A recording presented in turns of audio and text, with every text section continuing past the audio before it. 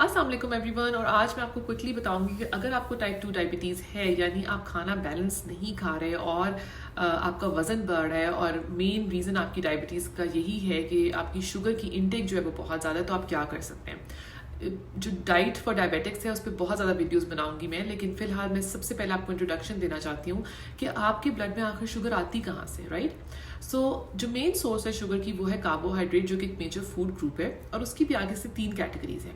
एक तो फाइबर की कैटेगरी होगी जो आपकी ब्लड शुगर को इतना नहीं बढ़ाती, और ये मॉडरेशन में अगर आप फाइबर खा रहे हैं तो बहुत अच्छी चीज़ है, जैसे कि दालें हो गई, या आपके इवन नट्स में बहुत फाइबर होता है, या आपका गंदम होगी उसमें बहुत फाइबर होता है, तो ओट्स हो गए उनमें बहुत फाइबर होता है। तो ये चीज़ें जो है आपकी शुगर को इतना नहीं बढ़ाती।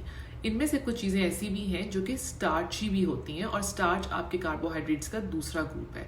स्टार्च जब प्रोसेस होता है बॉडी में तो उससे आपकी ब्लड शुगर ऊपर जाती है, और इसमें इवन सब्जियां भी आ जाएंगी, जैसे आलू है वो स्टार्ची सब्जियों में आ जाता है, या कॉर्न है वो स्टार्ची सब्जियों में आ जाता है। तो उस लिहाज से आपको केयरफुल होना पड़ेगा कि अगर आप ले रहे हैं तो अपने बैलेंस में लेना है।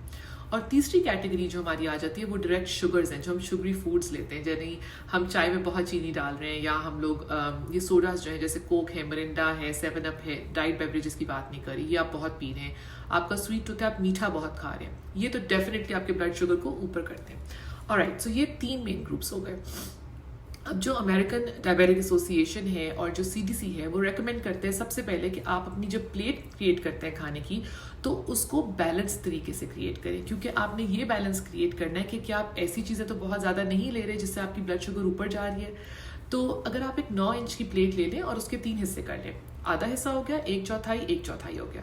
आधा हिस्सा आपने नॉन स्टार्ची वेजिटेबल से भर देना है, यानी कि भिंडी हो गई, या आपके पास टमाटर हो गए, गोभी हो गई, मटर हो गए, अटवा में बीन्स हो गए, इन सब में स्टार्च की क्वांटिटी काफ़ी कम है, तो नॉन स्टार्ची वेजिटेबल से आपने अपनी प्लेट के पूरे आधे हिस्से को भर देना है, ठीक है।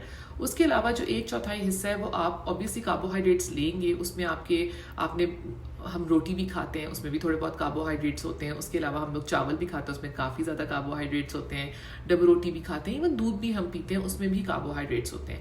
तो ये एक चौथाई आपने उससे भर देना है। लेकिन अगर आपको डायबिटीज़ है तो आपने केयरफुल रहना है कि अगर आप दूध भी ले रहे हैं तो वो लो फैट दूध है, या अगर आप रोटी खा रहे हैं तो उसमें मतलब गंदम की रोटी खा रहे हैं। जैसे यहाँ अमेरिका में तो नान खाने का बहुत कॉन्सेप्ट है, इवन अब पाकिस्तान में भी बहुत ज़्यादा हो गया।